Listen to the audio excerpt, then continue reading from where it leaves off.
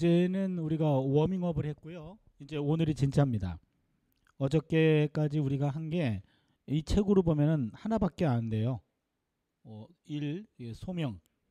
여기 부분 하나 했고 남은 부분들이 예배, 평화, 하나님의 고난받는 종, 선교, 하나님의 영 이렇게 5개가 남아 있습니다. 그래서 하나당 50분씩 해서 끝장을 내야 됩니다. 그래서 얼마큼 달려야 할지 여러분 잔뜩 걱정하시면서 따라와 주세요. 오늘은 먼저 예배부터 보도록 하겠습니다.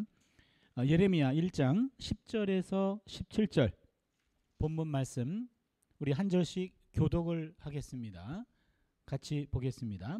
너희 소돔의 관원들아 야훼의 말씀을 들을지어다. 너희 고모라의 백성아 우리 하나님의 법에 귀를 기울일지어다. 여러분 같이 읽어주셔야 돼요. 1장 11절 시작.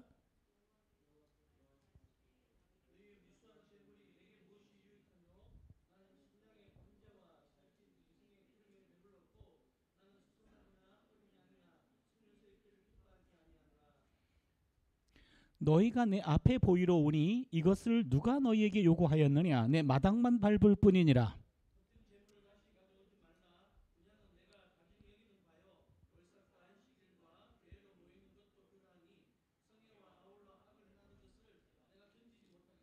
내 마음이 너희의 월삭과 정한 절기를 싫어하나니 그것이 내게 무거운 짐이라. 내가 지기에 곤비하였느니라.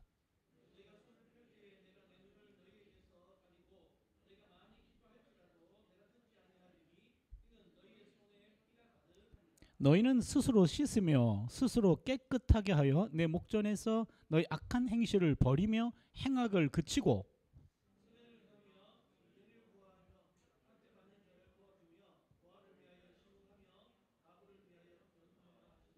아멘. 예, 유명한 본문 말씀이죠. 여기서 12절에 내 마당만 밟을 뿐이니라. 그리고 13절에 성애와 아울러 악을 행하는 것 내가 견디지 못하겠노라. 유명한 그런 말씀입니다. 예, 예배 부분인데요. 여러분 거기 제목을 보면은 예배, 약자가 살아야 예배가 산다. 뭐가 문제가 생겼네요. 네. 제목을 보시면 약자가 살아야 예배가 산다. 이게 제목인데요. 지금 이사야서를 가지고 여러분들이 많이 좀 설교를 해주시기를 원해요.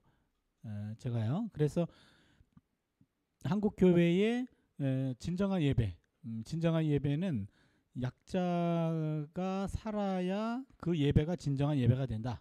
그 말이거든요. 그 내용을 좀 보도록 할게요. 보겠습니다. 두 번째 강의 주제는 예배인데요. 1장과 58장 두 본문을 살펴보겠습니다. 1장 10절로 17절이 선행과 정의의 예배라고 해서 10절은 청중을 소환하고 11절 15절은 제의 거부 그 다음에 16, 17절은 사회 정의 요청이라고 세 부분으로 나누었고요. 먼저 1장 1절을 좀 보겠습니다. 유다 왕 요시야와 요담과 아하스와 히스기야 시대에 아모스의 아들 이사야가 유다와 예루살렘에 관하여 본 계시라. 여기 먼저 정리해야 할 단어가 두 개가 있는데 첫 번째는 아모스입니다. 이 아모스가 우리나라 말로는 북왕국에서 활동했던 아모스 예언자와 똑같이 표기되어 있어요.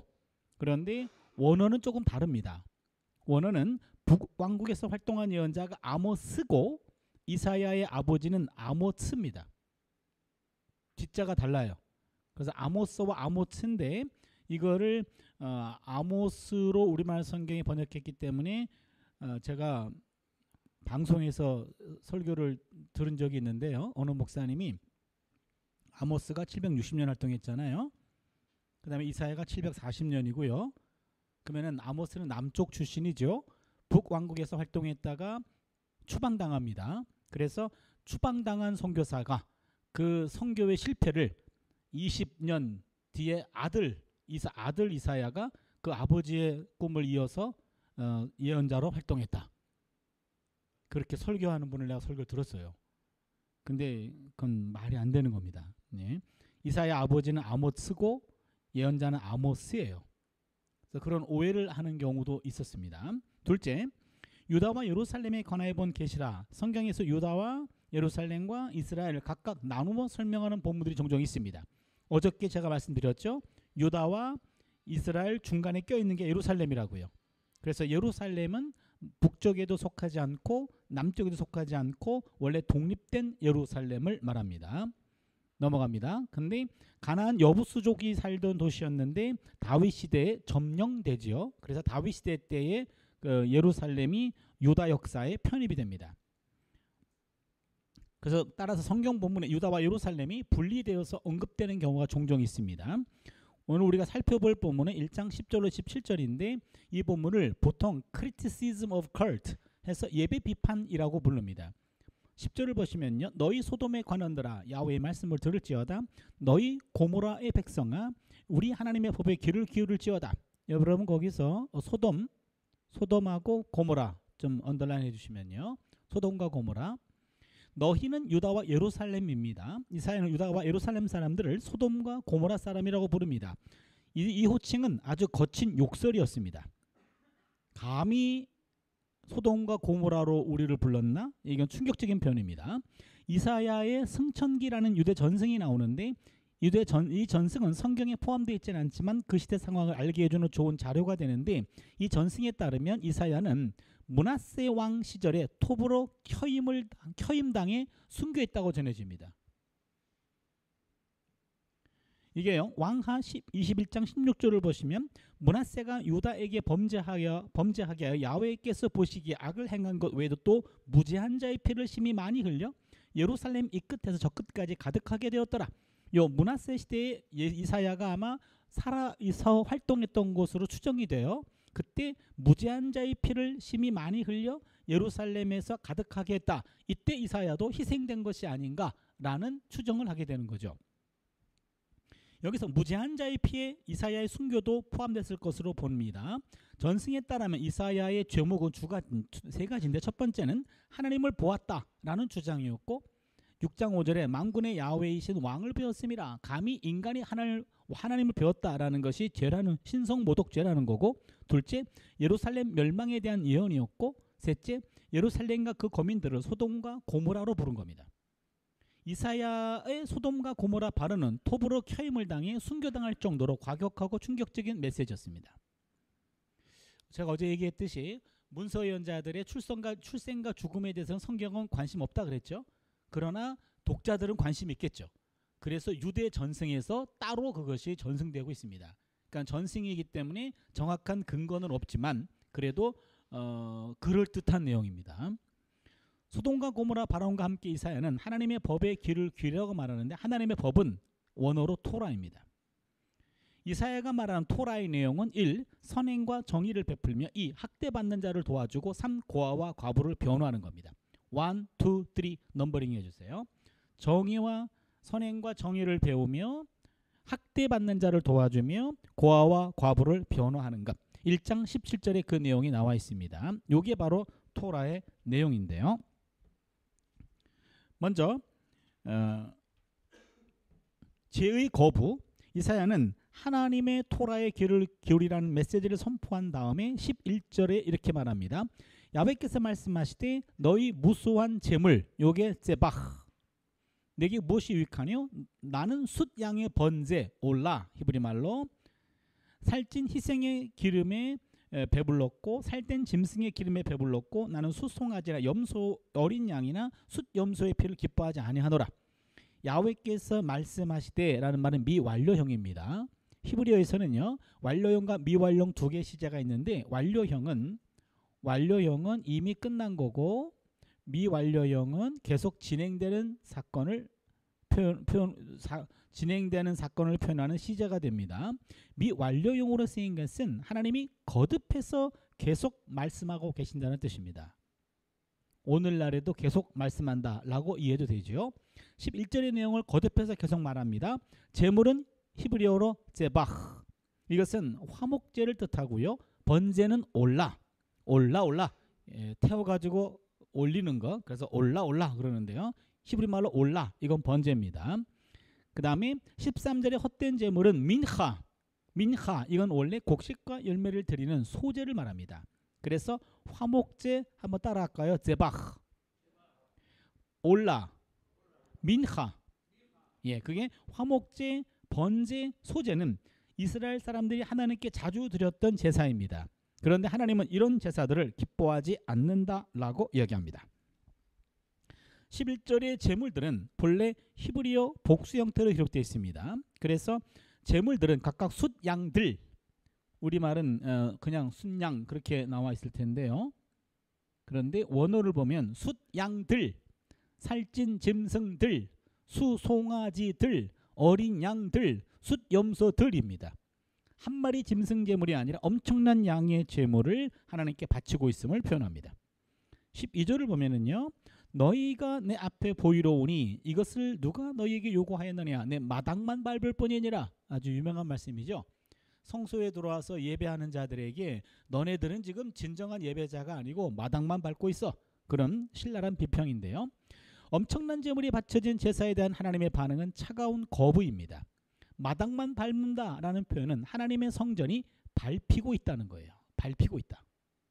헛된 걸음이다라는 말도 있지만 하나님이 예배자들에 의해서 지금 짓밟히고 있다. 그런 말이죠. 하나님의 얼굴이 제사를 드리러 온 사람들에게 짓밟히고 있다는 겁니다. 하나님은 제사를 드리러 온 사람들에게서 모욕감을 느끼고 계십니다. 13절을 보시면요. 헛된 재물을 다시 가져오지 말라. 분향은 내가 가증히 여기는 바요. 월삭과 안식일과 대회로 모이는 것도 그러하니 성회와 아울러 악을 행하는 것을 내가 견디지 못하겠노라. 여기서도 이 말이 가장 유명하죠. 성회와 아울러 악을 행하는 것. 예배와 더불어 악을 행한다. 둘 중에 하나만 해야 되는데요. 이스라엘 백성은 월삭과 안식일과 대회로 모여서 제물을 드립니다. 제사 규정을 나름 방식으로 열심히 준수합니다. 열정을 가지고 예배합니다. 그러나 하나님은 굉장히 부담스러워하십니다. 심지어 기분 나쁘고 가증하게 여깁니다. 가증하게 여기다 라는 말이 히브리 말로 토에바. 토에바. 완전히 토할 정도가 되는 거예요. 토에바. 이 단어는 우상숭배나 이방신에게 절할 때 하나님이 보이시는 반응을 가리킵니다. 토에바. 가증스럽게 여긴다. 하나님 백성이 이방신에게 절하는 것에 대해서 하나님이 엄청난 모욕감을 느끼실 때 이런 토에바 라고 표현을 하십니다. 이 본문에서 가장 깜짝 놀랄 만한 점은 이스라엘 백성이 하나님께 드릴 예배를 하나님께서 우상 숭배로 받아들인다라는 사실입니다. 분명히 하나님께 드릴 예배인데 하나님은 우상 숭배로 받아들입니다. 왜 그렇습니까? 성회를 지키는 것과 아울러 악을 행하기 때문입니다. 예배자들이 예배와 더불어 악행을 저지르고 있습니다. 하나님은 악행을 저지르는 예배자들의 예배를 무척 괴로워하십니다. 어떤 신학자가 종교와 일상이 이혼했다 이런 표현을 썼어요. 아주 표현이 멋있습니다. 종교와 일상이 일치된 것이 아니라 완전히 이혼했다. 무늬만 그리스도인이다. 좀 거칠게 표현하면 교회 안에서는 열심이지만 실제 삶의 현장에서는 개차반의 신자들이다. 이러한 그리스도인들을 명확하게 표현하는 용어가 실천적 무신론자입니다. 여러분, 이론적 무신론자와 실천적 무신론자는 다릅니다. 그러니까 theoretical atheist하고 practical atheist. atheist란 말은 무신론자란 말이고 theoretical의 말은 이론적이고 practical은 실천적이에요. 이론적 무신론자들은 하나님 존재 자체를 부정합니다. 이 사람들은 신앙 공동체 내부에 존재하지 않아요. 교회 안 나옵니다. 예를 들면 대표적인 무신론자 리차드 도킨스나 크리스토퍼 히친스 같은 사람들을 말합니다. 그들은 교회 다니지 않아요.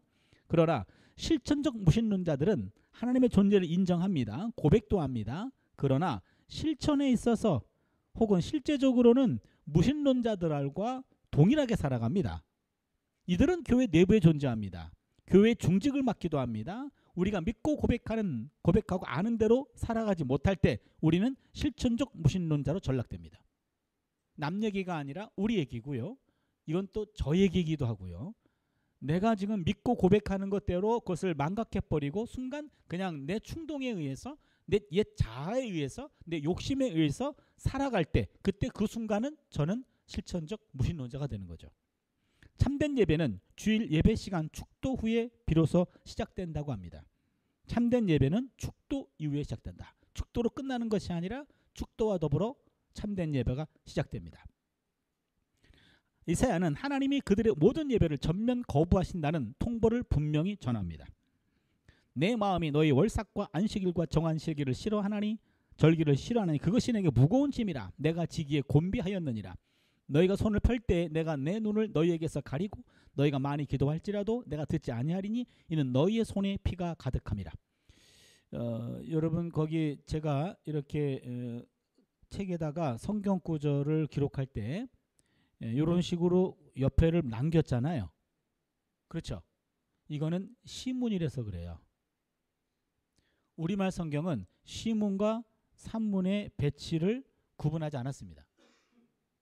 모든 걸 다 산문으로 해놨어요. 아마도 이게 시문으로 했다간 이게 한 1.5배가 될 것 같아서 그럴지 모르겠어요. 근데 그러다 보니까는 눈으로 딱 봤을 때 이게 탁 튀지가 않아요. 그래서 제가 쓴 책은 항상 성경을 인용할 때 시문이면 요렇게 인용하고 산문이면은 산문같이 인용합니다. 이 눈치를 챈 사람이 거의 없는 것 같아서 제가 지금 천기를 누설했어요. 읽어보면 이게 시적인데 왜 다 산문으로 붙였지? 그런 생각이 들죠. 그래서 이건 제가 다 띄었습니다.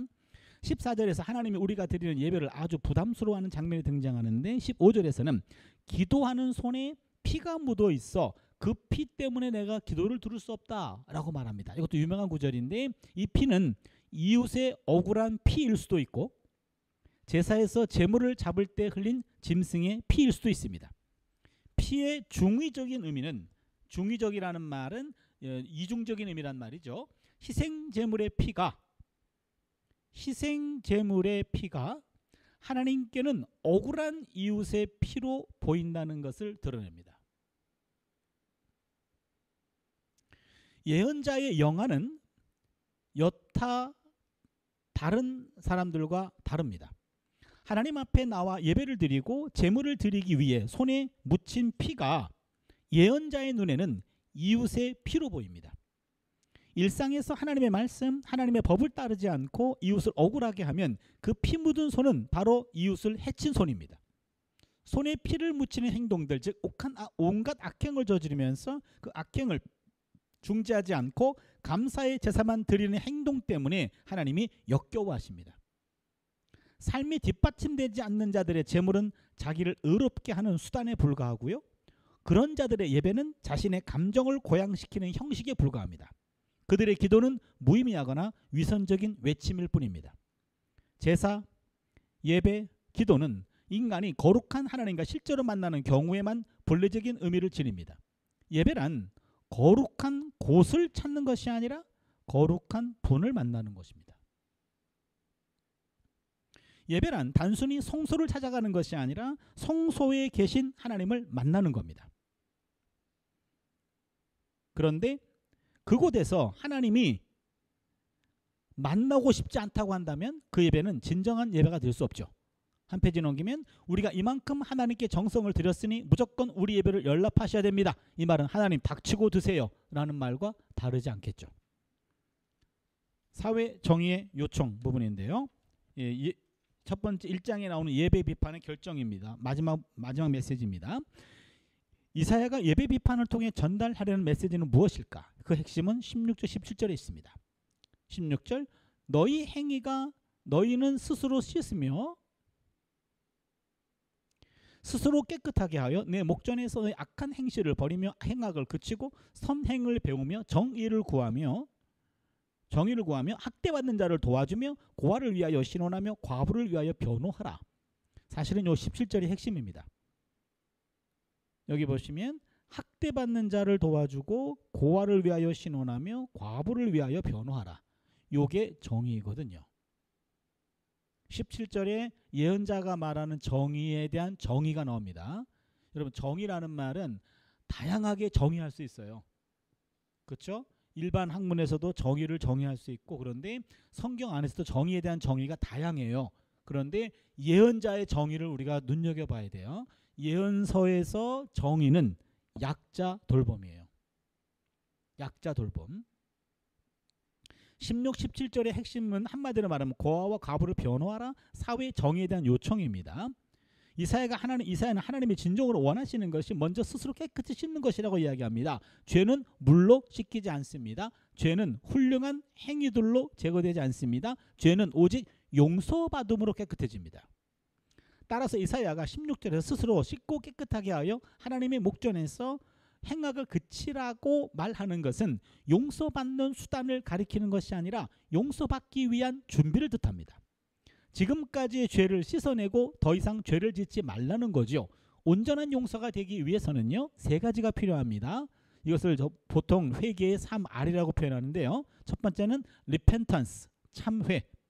그 다음에는 두 번째는 restitution, 보상. 세 번째는 reformation, 개혁입니다. 참회와 보상과 개혁인데, 여러분 화면 잠깐 봐주시면요, 참회는 하나님한테 하고요, 보상은 당사자에게 하고요, 개혁은 자신에게 하는 겁니다. 요 세 개가 다 들어가야 진정한 온전한 용서가 됩니다. 하나님 앞에 참회하며 당사자 앞에 보상하고 자신을 바꾸는 겁니다. 밀양에서 나온 그 사람이 그 전도연 아들을 죽이고 감옥에 가서 난 이미 모든 걸 용서받았다라고 얘기하는데, 그거는 이거에 하나 정도에 해당하는 거죠. 내가 너를 용서하는데 누가 너를 용서하니?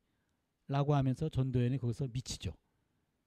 예, 그래서 기독교에서 말하는 용서라고 하는 것, 단순히 하나님한테만 용서받아서는 안 되고요, 당사자와 자신을 바꿔내야 됩니다. 진정한 회개는 하나님 앞에서 눈물로 자신의 잘못을 진정으로 깨닫는 뉘우치는 참회, 말로만 뉘우칠 것이 아니라 자기가 끼친 잘못에 대해서 어떻게든 죄값을 지불하려는 보상, 다시는 그러한 잘못을 하지 않도록 자신을 철저히 고치는 개혁이 필요합니다. 회개의 3R은 진정으로 참회하고 확실히 보상하고 철저히 개혁하는 것을 뜻합니다. 여기서 말하는 예배 비판은 예배를 드리지 말고 정의롭게 살기만 하면 된다는 것이 아닙니다. 정의로운 삶이란, 정의로운 삶이 바탕이 되지 않고 드려지는 예배는 하나님께 부담만 드린다는 사실을 강조하는 겁니다. 17절의 의도는 예배 이전에 먼저 우리 삶이 선행을 배우며 정의를 구하며 학대받는 자를 도와주며 고아를 위해 신원하며 과부를 변호하는 삶이 되어야 한다는 거죠. 이사야는 예배 자체를 비판하는 것이 아니라 사회 정의를 도외시하고 종교 행사에만 치중하는 행태를 지적하는 겁니다. 당시 유다 사람들의 향한 심판의 이유는 예배 부족이 아니라 정의 부족이었습니다. 이 말은 오늘날에도 그대로 적용이 돼야 될 것 같아요. 한국교회의 근본적인 문제는 예배자의 사회적 삶 속에서 정의가 실천되지 않기 때문이라는 진단을 해봅니다. 국민일보에 또 나온 통계에 보니까 계속해서 신뢰도가 떨어지고 있어요. 기독교의 신뢰도가요. 목회자도 마찬가지고요. 그러다 보니까는 교회가 무슨 짓을 해도 교회는 지금 욕먹게 돼 있어요. 지금 상황에서는요. 그래서 우리가 좀 억울하죠. 사고 친 거는 큰 교회들이고 피해 보는 거는 작은 교회가 받고 있고요. 그래서 너무나 지금 억울한 그런 상황이기도 한데요. 한국교회가 지금 크든 작든 예배자들이 삶 속에서 약자들을 돌보는 삶, 그리고 교회가 약자들 편에 서 있다, 약자들을 도와준다 라고 하는 것이 회복이 된다면 다시 이 사회는 교회에 다시 마음을 좀 열지 않을까, 그런 생각합니다. 하나님이 당시 유다와 지금 우리에게 요구하시는 것은 정의로운 삶이지 경건한 종교의식이 아니라는 거죠. 1장이 말하는 예배 비판은 한마디로 사회 정의가 없는 예배자의 예배는 하나님과 무관하다는 겁니다. 지금 우리에게 결여된 것은 예배가 아니라 정의입니다.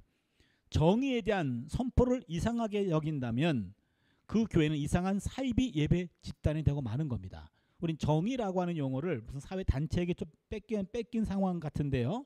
원래 정의라고 하는 용어는 기독교 용어예요. 구약에서 핵심적인 사상입니다. 정의. 이 정의를 우리가 부담스러워하고 정의에 대해서 조금 불편하다면 나는 괴물 같은 신자가 되어 있는 겁니다. 예배자는 교회 안에서 예배만 드릴 것이 아니라 세상으로 나가서 도움이 필요한 사람들을 찾아가서 도와주어야 합니다. 선행을 배우며 정의를 구해야 됩니다. 선행과 정의로 채워진 예배를 드려야 됩니다. 따라서 그래서 교회 주변의 약자로부터 살려내야 됩니다. 약자들이 살아야 교회의 예배가 삽니다. 우리 주변의 약자들이 치유되어야 예배가 회복됩니다.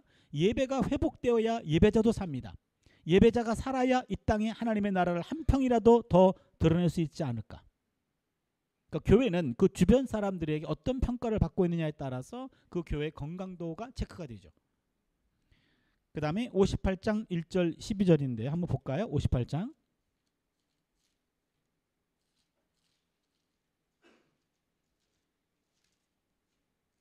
1절부터 12절인데요. 조금 빠른 속도로 좀 읽어보겠습니다. 크게 외치라. 목소리를 아끼지 말라. 내 목소리를 나팔같이 높여 내 백성에게 그들의 허물을, 야곱의 집에 그들의 죄를 알리라.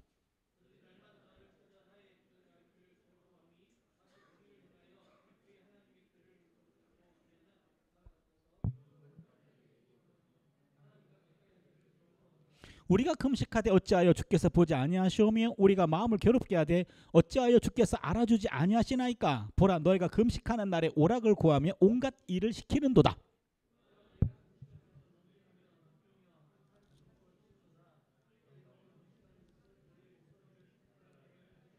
이것이 어찌 내가 기뻐하는 금식이 되겠으며 이것이 어찌 사람이 자기의 마음을 괴롭게 하는 날이 되겠느냐. 그의 머리를 갈대같이 숙이고 굵은 배와 죄를 펴는 것을 어찌 금식이라 하겠으며 야곱께 연락될 날이라 하겠느냐.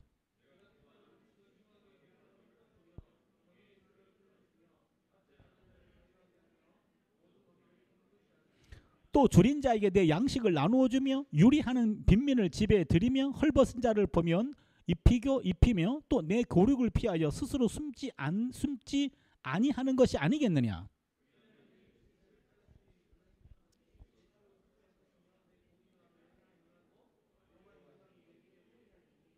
네가 부를 때에는 나 야훼가 응답하겠고 내가 부르짖을 때에는 내가 여기 있다 하리라. 만일 네가 너희 중에서 멍에와 손가락질과 허망한 말을 제하여 버리고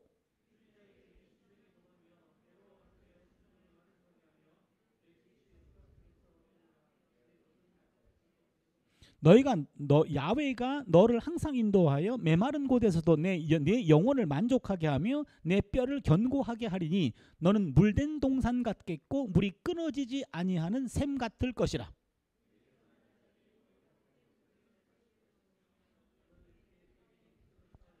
너를 일컬어 무너진 데를 보수하는 자라 할 것이며 길을 수축하여 거할 곳이 되게 하는 자라 하리라. 아멘. 예, 보겠습니다. 아주 유명한 본문인데요. 정의와 자비의 예배입니다. 정의와 자비의 예배 58장이고요. 58장은 지금 제3이사야죠. 그럼 제3이사 활동연대는 520년 515년입니다. 포로에서 귀환하고 난 다음에 귀환 공동체에게 한 이야기입니다. 그들은요 포로지에서 귀환했습니다. 부푼 꿈을 가지고 왔습니다. 왜냐하면 제2이사야에서 그런 희망과 구원의 메시지를 선포했기 때문에 그 구원이 성취되는 것으로 알았습니다. 그런데 현실은 꿈과 멀었습니다. 그들은 다시 타락하기 시작합니다. 그들에게 준 것이 58장의 메시지입니다. 넘기시면요. 하나님의 고발 명령인데요. 내가 기뻐하는 금식은 이란 유명한 말씀에 기록되는 본문입니다. 많은 이들이 이 말씀을 하나님의 금식을 기뻐하신다라고 해석합니다. 그건 아니죠. 내가 기뻐하는 금식은 이런 말이죠. 내가 기뻐하는 금식은 이러이러한 일을 행하는 거다라는 거지 내가 금식을 기뻐한다는 말 아니죠. 그렇죠? 어떤 부모님이 자식이 밥 굶는 거를 기뻐하겠습니까? 그렇죠? 야, 이 양 굶는 김에 한 달 굶어라. 야, 내 밥값 좀 아끼게. 그런 부모 없죠. 이건 오해입니다. 하나님은 우리가 금식하는 것을 투기하시는 분이 아닙니다. 1절 보겠습니다. 크게 외치라. 목소리를 아끼지 말라. 내 목소리를 나팔같이 높여 내 백성에게 그들의 허물을 야곱의 집에 그들의 죄를 알리라. 지금 제3이사야인데 예언서를 읽을 때는 예언의 대상을 파악하는 것이 중요합니다. 여기서는요. 지금 이사야 40장 55장을 볼 때는 바벨론 포로로 끌려간 이들에게 주신 말씀이라는 점을 고려할 때 청중은 이미 받아야 할 상처를 다 받았고 꿈을 포기하고 좌절과 절망 속에서 누구든지 건드리기만 해 라고 벼르고 있는 사람들이에요. 이들에게 너희는 망할 거다 라고 말하면 그래 더 망할 것이 뭐가 있겠냐. 차라리 죽여라. 나 죽고 너 죽자. 이럴 거예요. 그들에게 그래서 좌절하고 절망한 이들에게 제2이사야는 희망의 메시지를 던진 겁니다. 그런데 제2이사야는 유배된 자들에게 구원과 회복을 예언했습니다. 드디어 구원의 예언이 실현되어 이제 본국 예루살렘으로 귀환하게 되었습니다. 그런데 들뜬 마음으로 기쁨을 줄체할 수 없는 지경이 되었어요. 포로지에서 귀환하고 날 때 그들이 어떤 형편이 어떤 반응이었냐면은요. 시편에 그게 잠깐 언급이 돼요. 밑에 보시면 야훼께서 시온의 포로를 돌려보내실 때에 우리는 꿈꾸는 것 같았도다. 그때 우리 입에는 웃음이 가득하고 우리 혀에는 찬양이 찼었도다.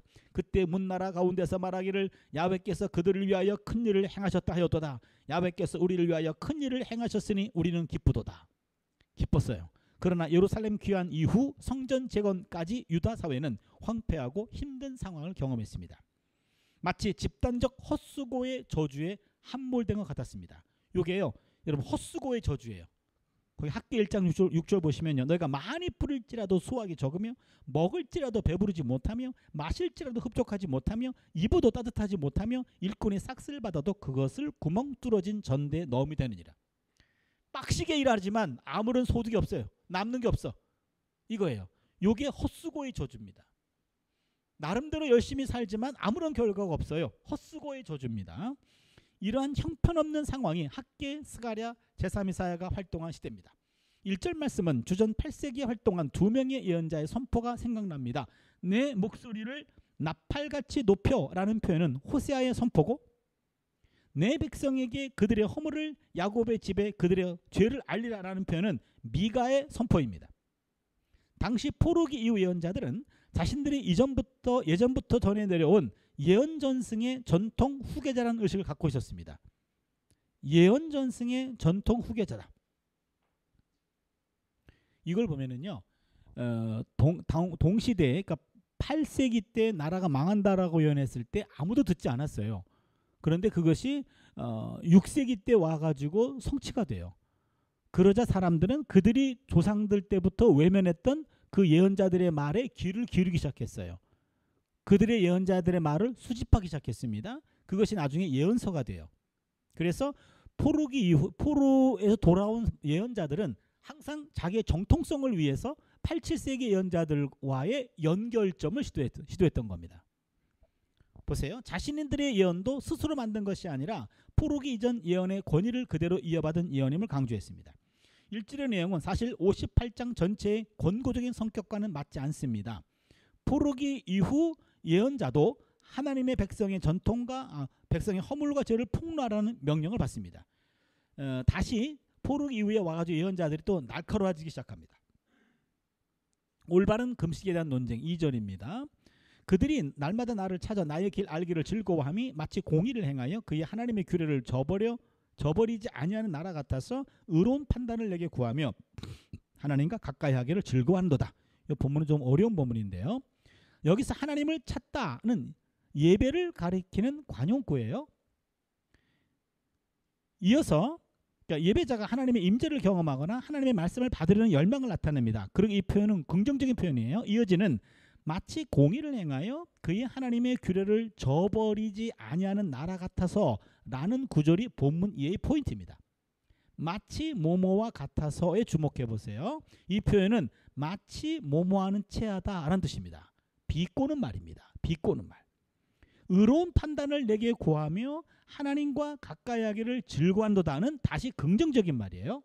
그러면 2절은 이렇게 셋으로 구분한다면 첫 번째 부분 나의 길 알기를 즐거워함이 하나님께 구하는 것과 세 번째 부분에 의로운 판단을 내게 구하며 하나님과 가까이 하기를 즐거워한도다에 하나님께 가까이 하는 것은 모두 예배 행위를 의미하는 긍정적인 표현입니다. 하지만 두 번째 부분이죠. 마치 공의를 행하여 그의 하나님의 규례를 저버리지 아니하는 나라 같아서 요거는 부정적인 표현입니다.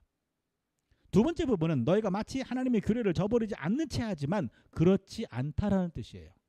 즉 공의를 행하는 것과 하나님의 규례에 순종하는 것이 결여되어 있다는 겁니다. 요 2절은 한번 곰곰이 생각해 보세요, 여러분. 2절에서 중간 부분은 부정적인 표현이에요. 비꼬는 말입니다. 이게 대화할 때도 이게 좀 잘 못 알아듣는 사람들이 있죠. 이게 지금 비꼬는 말인지 지금 당신에 대해서 지금 좀 부정적으로 말하는 건지 이거를 구분 못한 사람들 있잖아요. 말을 좀 이렇게 애둘러 표현하면, 돌려 말하면 주로 여성들이 말을 좀 잘 돌려 말하죠. 우리 집은 딸이 둘이 있어가지고 여성만 3분이 계세요. 그래서 여인천하에서 가끔 보면 저가 왕따가 돼요. 예, 무슨 말을 하는지 잘 모르겠어요. 그럼 내가 그 말을 이해 못하면 아빠 이 말 이해 못해? 그게 이해 말 아니냐? 아빠 바보야? 이렇게 말할 정도로 저는 이해가 잘 안 될 때가 있어요. 여성들이 말을 이렇게 좀 애둘러서 표현하고요. 단도직입적으로 말하지 않고 그냥 둘러서 얘기해요. 그러면은 야 좀 그냥 확실히 좀 얘기해. 그러면은 꼭 그렇게 말해야 되냐고. 야 좀 해줘. 그러면은 말 못하겠대요. 이 정도 얘기하면 이해해야지. 아빠가 이해 못하는 게 아빠가 IQ 문제가 있는 것 같다고. 그래서 여성들의 어떤 말하는 것과 남성 좀 다른 것 같아요. 1절 이제는 3절을 이제야 3절을 제대로 해석할 수 있는데 우리가 금식하되 어찌하여 주께서 보지 아니하시오며 우리가 마음을 괴롭게 하되 어찌하여 주께서 알아주지 아니하시나이까 보라 너희가 금식하는 날에 오락을 구하며 온갖 일을 시키는도다. 3절은 지금 우리가 금식하는데 왜 우리 마음을 몰라줍니까? 이때 예언자가 말합니다. 보라 너희가 금식하는 날에 왜 갑자기 금식 이야기가 나오는지 잠시 살펴보겠습니다. 포르기 이후에 금식이라는 제도가 공식화됩니다. 포르기 이후에 금식이 공식적인 예배가 됩니다. 고대 이스라엘에서는 고통의 시기에만 금식을 선포했다면 포르기를 거치고 난 이후부터는 이스라엘 역사에서 파국을 경험했던 날들을 정기적으로 기념하며 그날을 금식하는 날로 정했습니다. 예를 들어 예루살렘이 함락되었던 4월 9일, 예루살렘 성전이 파괴되었던 5월 10일도 금식일입니다. 그리고 여러 금식일이 나오는데 밑에 정리하면요. 예루살렘 함락을 기억하는 4월 9일 금식일, 성전 파괴를 기억하는 5월 10일 금식일, 그다리아의 죽음을 기억하는 7월 2일 금식일, 예루살렘에 대한 첫 공격을 기억하는 10월 10일 금식일. 이런 식으로 이스라엘이 국가 멸망을 경험한 이후 예루살렘 멸망과 관련된 날들은 다 국경일 금식일이 되었습니다. 그래서 공식적인 금식 예배가 있었습니다. 귀환한 이스라엘 백성들은 공식적으로 금식 예배를 드리고 있었습니다. 그런데 이들의 금식 예배는 외적으로는 굶고 있지만 내적으로는 불평으로 가득 찼습니다. 이렇게 우리가 굶고 기도했으면 하나님이 반응을 좀 보여야죠 라고 불평하는 겁니다.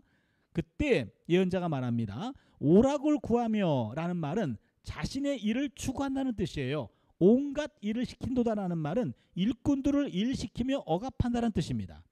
금식하면서 자기의 일을 추구하고 자신의 일꾼들을 억압하고 있는 상황을 표현합니다. 금식 예배 자체가 목적이 아니고 수단이 되어버린 거예요. 예배가 목적이 아니라 수단이 되었습니다. 형식적으로 드립니다. 자기 할 짓은 다 합니다. 자기에게 필요한 일들, 유익한 일들은 쉼없이 추구하면서 수하에 있는 사람들을 억압합니다.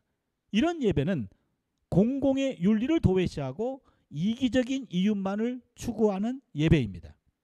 Public Ethics, 공공의 윤리를 도외시하고 Economics, 이기적인 이윤만을 추구하는 예배입니다. 유다는 이렇게 형식적인 금식 예배를 드리고 있었던 거죠. 4절을 보면 보라 너희가 금식하면서 논쟁하며 악한 주먹으로 치는도다. 너희가 오늘 금식하는 것은 너희의 목소리를 상달하게 하려는 것이 아니냐. 이러한 금식은 이기적인 이윤을 추구하는 금식입니다. 계산하는 금식입니다. 자신의 목소리를 하나님께 상달하려는 금식입니다. 하지만 금식 예배에서 이중적인 태도를 가지고 이를 요구하는 것은 잘못된 겁니다. 금식 예배자의 진정성과 총체성이 결여되어 있다는 거예요. 이들의 금식은 진정하지도 않고 전부를 바친 것도 아니었습니다. 한마디로 말하면 이들의 금식은 매우 이기적인 금식이었습니다. 이러한 금식에 대한 평가가 5절에 나옵니다. 이것이 어찌 내가 기뻐하는 금식이 되겠으며 이것이 어찌 사람이 자기의 마음을 괴롭게 하는 날이 되겠느냐. 그들의 머리를 갈대같이 숙이고 굵은 배와 재를 펴는 것을 어찌 금식이라 하겠으며 야훼께 연락될 날이라 하겠느냐. 올바른 금식은 하나님께 목소리를 전달할 수 있습니다. 그러나 이기적인 금식은 그 목소리를 하나님께 전달할 수 없습니다. 온 존재를 다 바쳐야 할 금식일에 여전히 장사를 하며 일꾼들에게 고된 일을 시켰습니다. 그러다 보니 시비와 다툼이 발생했습니다. 예배 자체가 앞에서 언급했듯이 금식 예배자의 진정성과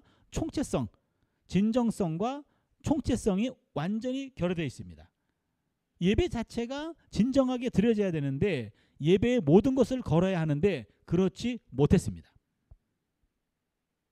6절에 보면은요. 올바른 금식이 무엇인지를 말하는데 내가 기뻐하는 금식은 드디어 이제는 하나님이 기뻐하는 금식은 무엇인지 흉악의 결박을 풀어주며 1번 멍에의 줄을 끌어주며 2번 압제 당하는 자를 자유케 하며 3번 모든 멍에를 꺾는 것. 결박을 풀어주고 멍에의 줄을 끌어주며 압제 당하는 자를 자유케 하며 모든 멍에를 꺾는 것. 1, 2, 3 네 개인데요. 넘기시면은요. 이 네 가지는 한마디로 말하면 사회운동이라고 말할 수 있겠죠. 사회적 억압으로부터 고통당하는 이들을 구하는 것이죠. 이러한 요구들은 여기서 처음 제시된 것이 아니라 이미 이스라엘 고대 법률에 제시된 것들입니다. 7절에 보면은요. 내 줄인 자에게 양식을 주며 유리하는 빈민을 집에 들이며 헐벗은 자를 보면 입히고 고륙을 피하여 스스로 숨지 아니하는 것이 아니냐. 여기도 네 가지가 나옵니다. 요거 네 가지의 특징은 사회 봉사입니다. 본문이 정의하는 올바른 금식이란 압제 당하는 이들을 억압으로부터 구출해내는 일종의 사회 운동과 가난한 이들에게 자비를 실천하는 일종의 사회 봉사입니다. 금식에 대한 이 정의는 전통적인 금식 규정을 폐기하는 것이 아니라 전통적 규정을 윤리적으로 재정의하는 겁니다. 6, 7절의 8가지 행동들은 자기 억제와 자기 포기가 요구됩니다. 그러니까 금식이라는 것은 자기를 억제하고 자기를 포기하는 게 원래 근본 정신이에요. 인도주의가 하나님께 직접 드리는 제사보다 중요한 것임을 하나님의 이름으로 천명하는 대변화의 시작점이 이 본문에 담겨 있습니다.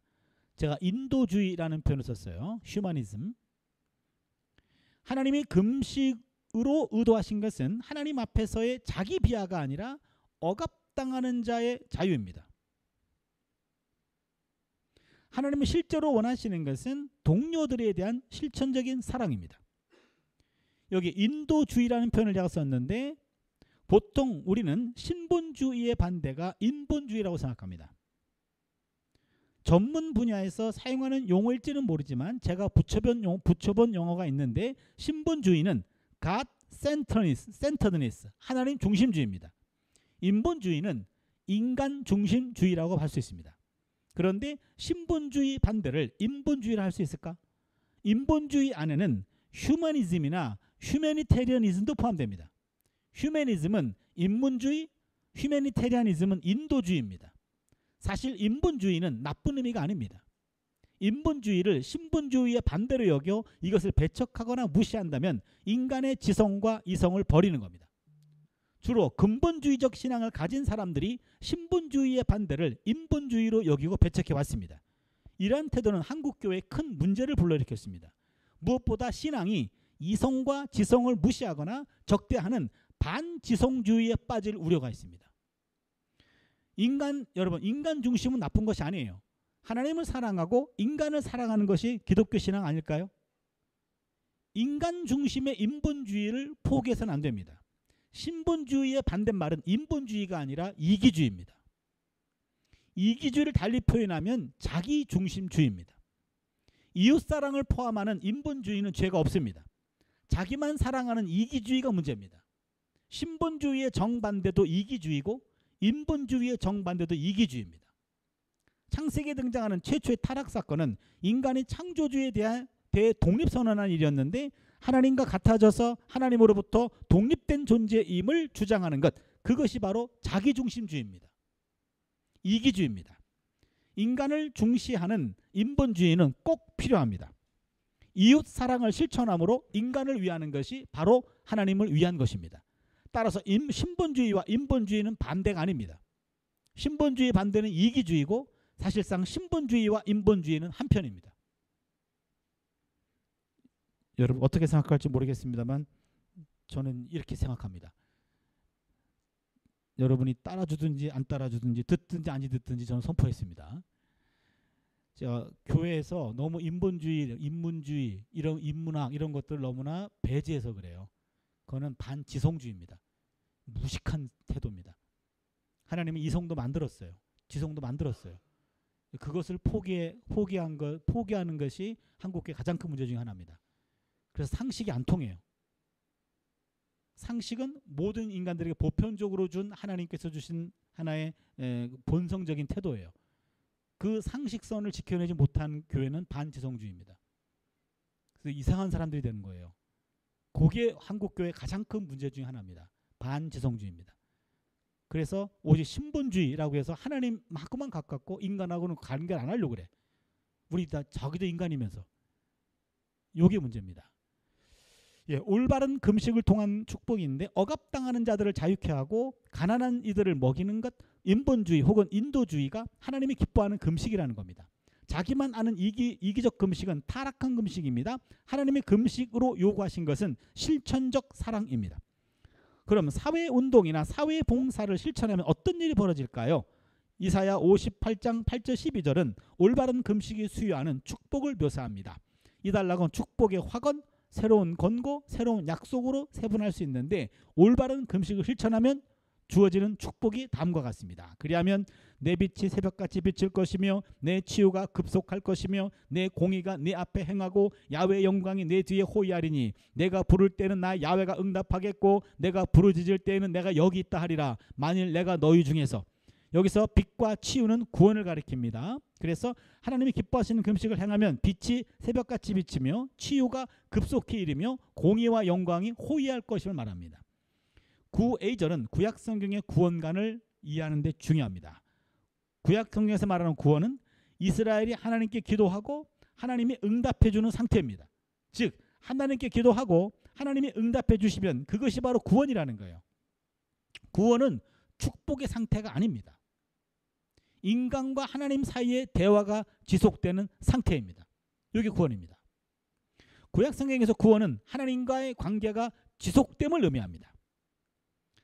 하나님이 듣고 계신다는 것은 문제를 해결해 주신다는 뜻이기도 합니다. 내가 너를 보고 있다. 내가 너의 상황을 눈여겨보고 있다는 말이죠. 나에게 좋은 상황, 나쁜 상황이 문제가 아니라 나와 하나님과의 관계가 지속되고 있음 자체가 바로 구원입니다. 이사야 58장 9B절부터 10A절을 보시면 다시 한번 권고의 내용을 소개하는데 멍에와 손가락질과 허망한 말을 제하여 버리고 줄인 자에게 내 심정을 통하며 내 심정이 동하며 괴로운 자의 심정을 만족하게 하면 이제는 야훼와 그의 백성 간의 관계가 근본적으로 변화가 되었습니다. 백성들의 부르짖음이 즉시 응답됩니다. 백성의 탄식과 외침에 하나님은 바로 응답하십니다. 내가 여기 있다. 그런데 하나님의 구원에 합당한 공동체에게는 생활 태도의 변화가 전제로 요구됩니다. 9B절에서 멍에는 모든 형태의 속박을 말합니다. 정치적, 경제적, 사회적 속박을 가리키는 거, 손가락질은 조롱하는 몸짓이나 법률적 고발을 뜻합니다. 허망한 말은 비방하는 말을 의미합니다. 이제는 이러한 못된 말들을 버리라는 거죠. 그래서 남을 속박하거나 남을 조롱하거나 남을 비방하는 것 버리라는 얘기입니다. 10A절에 괴로운 자의 심정을 만족하게 하면 여기 심정이란 단어의 히브리어는 네페시입니다. 네페시란 말은 원래 목구멍이라는 뜻이에요. 식욕입니다. 10A절은 굶주린 자의 배를 채워주는 것을 대표적인 선행으로 말합니다. 예언자는 이스라엘에게 남을 억압하거나 조롱하거나 비방하는 말을 버리고 굶주린 자의 배를 채우라고 권고합니다. 이사야 59장 10절 12절은 새로운 권고에 대한 약속을 진술하는데 내 빛이 흑암 중에 떠올라 내 어둠이 날과 같이 될 것이며 야훼가 너를 항상 인도하여 메마른 곳에서도 내 영혼을 만족하게 하며 내 뼈를 견고하게 하리니 너는 물된 동산 같겠고, 아주 유명한 표현이죠. 물이 끊어지지 아니하는 샘 같을 것이라. 내게서 날짜들이 오래 황폐된 곳들을 다시 세울 것이며 너는 역대에 파괴된 기초를 쌓으리니 너를 일컬어 무너진 데를 보수하는 자라 할 것이며 길을 수축하여 거할 곳이 되게 하는 자라 하리라. 10B절에서 내 빛이 흑암 중에서 떠올라 내 어두움이 낮과 같이 될 것이면서 빛은 내부의 번영과 화합 그리고 외부의 압제로부터의 자유로 드러나는 공공의 샬롬을 의미합니다. 공공의 샬롬. 11절에서 영혼으로 번역된 히브리어가 또 네펫입니다. 이 본문은 줄인 자에게 심정이 동하여 괴로워하는 자의 목구멍을 만족하게 하면 어떤 일이 벌어지는지를 설명해 주는데, 괴로워하는 자의 목구멍을 만족해 하면 그리 행한 자가 목마를 때 하나님께서 그 사람의 목구멍을 만족하게 해준다는 약속입니다. 굶주린 자의 배를 채워주면 자신의 문제는 완전히 해결될 것이다 라는 약속이죠. 줄이고 괴로운 자의 목구멍을 만족시켜주는 것이 바로 하나님이 말씀하시는 금식입니다. 그리고 이 금식은 하나님이 우리의 목구멍을 만족시키시게 하고 더 나아가 우리를 물된 동산이 되도록 이끄십니다. 이는 우리로 하여금 더 많은 사람들에게 물을 공급해주는 역할을 감당하게 해준다는 뜻입니다.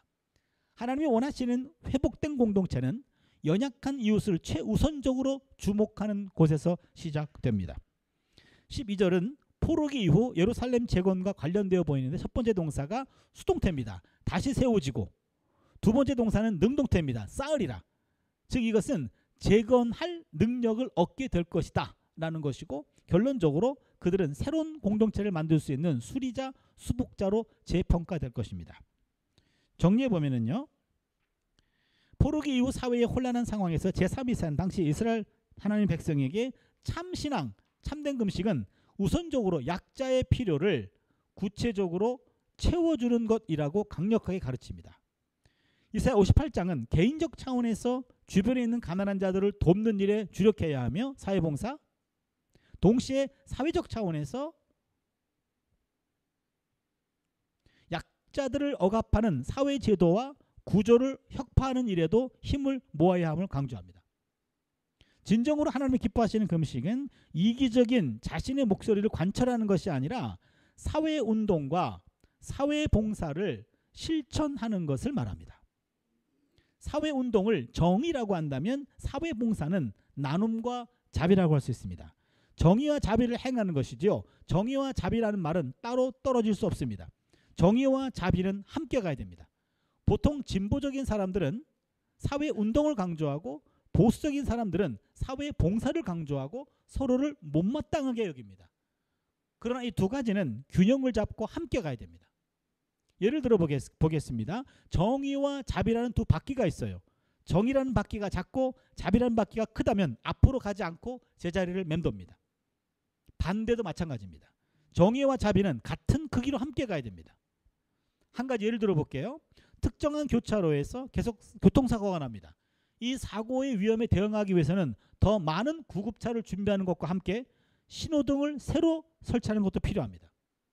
신호등이 정의라면 구급차는 자비입니다. 두 개는 함께 가야 됩니다.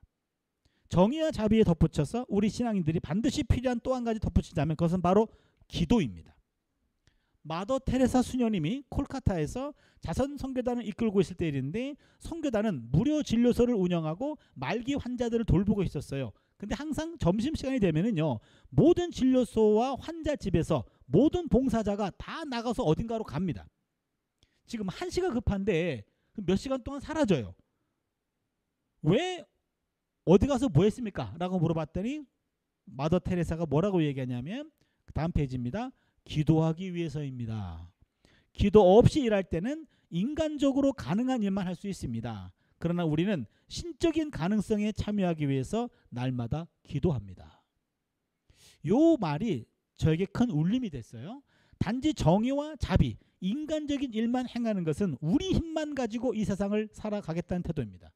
여기에 덧붙여 기도가 있어야 됩니다. 신적 기도라는 하나님의 신적 공간이 우리의 삶과 사역에 확보되는 것이 기도입니다. 오늘 본문을 예배와 관련돼서 한번 결론을 지어보면요, 오늘날 우리는 예배 과잉 시대에 살고 있습니다. 정의와 자비가 부족합니다. 선행과 정의가 결여된 예배 행위는 성전의 마당만 밟는 형식에 지나지 않습니다. 이는 하나님을 질리게 합니다. 우리는 선행과 정의의 예배를 드려야 됩니다. 우리는 자기 자신만 만족시키는 이기적인 예배가 아니라 괴로워하는 자의 목구멍을 만족시키는 정의와 자비의 예배도 드려야 됩니다. 이러한 예배를 드릴 때 하나님께서 물된 동산같이 우리를 사용하실 겁니다. 우리를 무너진 데를 보수하는 자로, 길을 수축하여 거할 곳이 되게 하는 자로 사용하십니다. 우리의 예배는 너와 우리 그리고 나 순서로 나아가야 됩니다. 너가 우선이고 그 다음에 우리고 마지막이 나가 돼야 됩니다. 이러한 순서의 예배자들로 채워질 때 예배가 살게 되며 예배가 살아야 교회가 살고 교회가 살아야 하나님의 나라가 건강하게 자랄 수 있습니다. 특히 교회 주변에 약자가 살아야 그 교회의 예배도 삽니다. 약자가 살아야 예배가 삽니다. 그래서 적어도 제가 여기서 좀 강조하고 싶은 것은 교회가 그 주변에 있는 약한 사람들을 복지가 감당하지 못하는 복지 사각지대도 있잖아요. 그런 사람들을 교회의 능력에 맞춰서 우리 교인이 10명이다 그러면은 1명 정도는 우리가 책임지겠다. 우리 교인이 50명이다 5명은 책임지겠다. 그렇게 해서 그 사람들의 마지막 생계를 교회가 주변만큼은 우리가 책임질 수 있는, 우리 교회 바로 옆에 사는 사람이 만약에 생활고 때문에 이 세상을 떠나게 되었다. 그럼 그 교회 직무유기입니다. 적어도 내 주변에 있는 사람들, 우리 교회로 말미암아 그들이 어떤 힘이 되어진다면 그 예배는 살아있는 예배가 되는 거고 주변에 약자가 살아야 우리 예배가 산다는 얘기입니다. 예, 그거를 좀 오늘 이사야의 예배 메시지에서 우리가 배우게 됩니다. 5분이 초과가 됐네요. 이게 좀 걱정이 되네요. 10분 일단 쉬겠습니다.